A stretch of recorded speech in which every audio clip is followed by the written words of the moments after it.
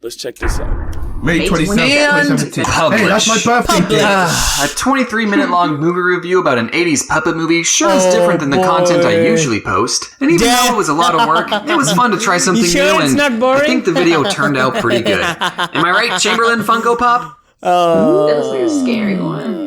Well, it's a good thing I'll never, ever have to worry about this franchise ever again.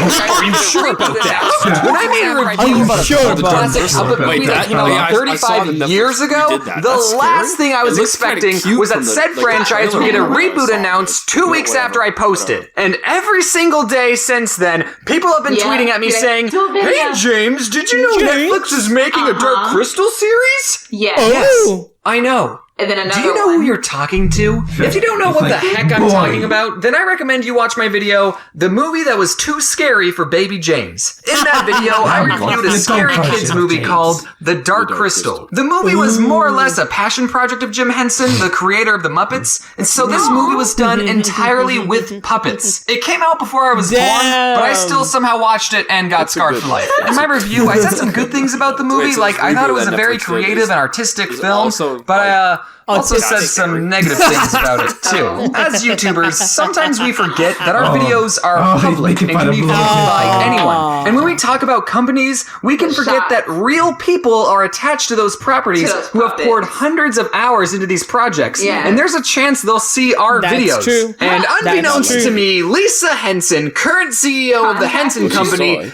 saw my video. And for some reason, I never considered that was ever going to happen. If I had known that Lisa frickin' Henson was going to watch my video, You're gonna I make it probably would have differently. worded a few things differently. I don't think she was too mad at my video, though, because she invited me to tour the Henson office, and I got to see a real-life Skeksis puppet, which resurfaced an unhealthy amount of repressed memories, and I got to meet some of the puppeteers, which was a whole lot of fun. Also, before Age of Resistance was released, I got contacted by Netflix, and they invited me and some other Dark Crystal fans to an early screening of the first 2 episodes, and I signed a non-disclosure agreement so I couldn't spoil anything. I don't remember when the NDA said I was allowed to talk about it again, but hopefully I'm in the clear. When I was in the early screening, I just remember thinking about how cool that these characters in this world were back on the big screen. Cool. Netflix has a pretty big screen. And the puppetry and cinematography have only gotten better. And the fact that 95% of everything was done with practical effects and puppets, it's beautiful. There's not a single human in this series, except in episode 10 when this puppeteer's head can be seen for a couple frames. I just checked and they actually took it out, so...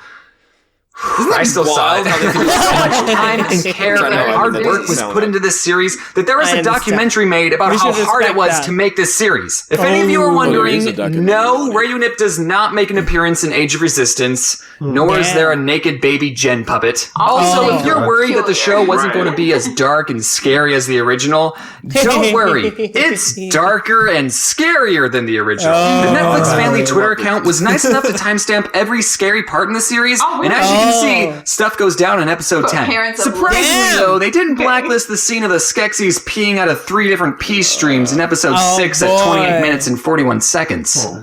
Damn it. Really makes you think. So, artistically, this series is beautiful. And it needs to do well because it's left open for a season 2, and I want a season 2 to get greenlit. I'm not going to do a plot summary of the whole thing like I did in the first review because I don't want this video to be an hour long, and you should watch it for yourself. I'm not just going to do everything for you. I'm not your mom. But there are some things you should know before you go watching the series. This is kind of spoilery, but I won't spoil that much. So this alien planet is home to these creatures called Gelflings. They can share memories with each other by holding hands, and the girl Gelflings have wings. There's also this other creature called Agura, who's been around since the beginning of the world. She's basically Yoda's sassy grandma. And then out of nowhere, these tree aliens visit.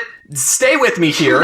And they crack this very important crystal, and in doing so, they split into 2 different creatures. Their goodness becomes this thing called a mystic, who are dumb, and their bad side become these cool bird monsters called Skeksis. And then the Skeksis took over the entire world, so whoops. None of this is explained in the original movie, and it's not explained in the series until episode 7, but I think that the tree alien backstory should have started the series. which is why I just spoiled it for you. The original 90-minute film already had so much lore, and this new Netflix reboot just added even more lore. There's even a character named Lore. How much lore is there? Speaking of names, there are a lot of made-up words in this series, and sometimes those made-up words are hard to remember. Within the first minute of Age of Resistance, the narrator tells us that there are 7 clans of Gelfling, but then only names 3 because there are only 3 important ones that we should care about. I don't even know the names of the other 4 clans, and I'm like a Dark Crystal aficionado. Also, there are like 10 evil bird monsters, all with names like Skekso, Skeksil, Skektek, and Shrek.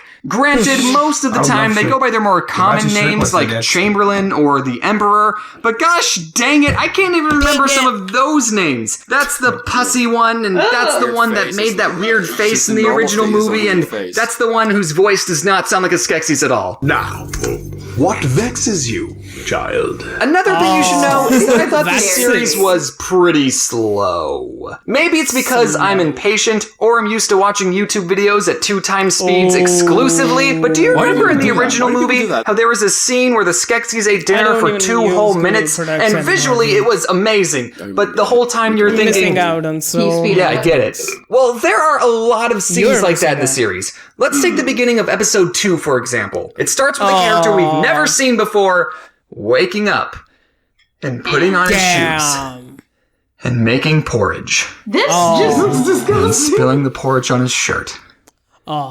Brushing his hair. And roughing it up. That is really visually, I don't know. It's like it's really. And it's just a whole minute of this unnamed character getting ready for his day. It's just so poor. Just cut it, please. It wouldn't be that bad if this was the only example, but trust me, there are plenty of examples. I just don't want to spoil any of them for you. Turning a 90-minute movie into a 9-hour TV series, you're going to have some filler or some scenes that don't necessarily drive the plot forward. I get that. Luckily, I found this Chrome plugin that lets you watch Netflix at 2 times speed, so making this video has got me thinking about prequels and how tricky they are to do right.